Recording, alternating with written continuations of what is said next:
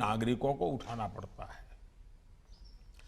कानून की क्लिष्टता, उसकी भाषा ऐसी होती है और उसकी वजह से, कॉम्प्लेक्सिटी की वजह से सामान्य नागरिकों को बहुत सारा धन खर्च करके न्याय प्राप्त करने के लिए इधर उधर दौड़ना पड़ता है।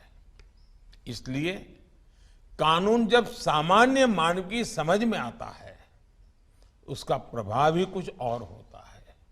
इसलिए कुछ देशों में जब संसद या विधानसभा में कानून का निर्माण होता है तो दो तरह से उसकी तैयारी की जाती है।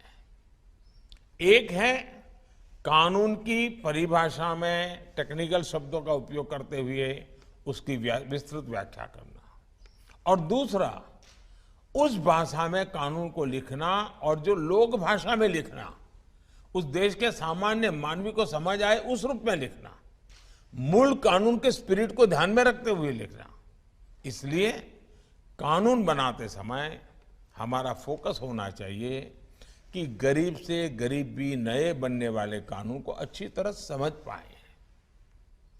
कुछ देशों में ऐसा भी प्रावधान होता है कि कानून के निर्माण के समय ही ये तय कर दिया जाता है कि वो कानून कब तक प्रभावी रहेगा।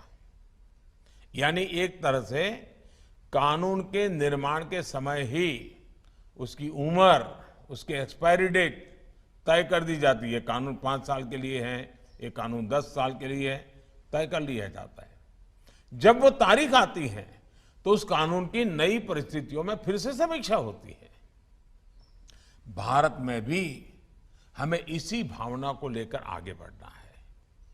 ईज ऑफ जस्टिस के लिए कानूनी व्यवस्था में स्थानीय भाषा की भी बहुत बड़ी भूमिका है।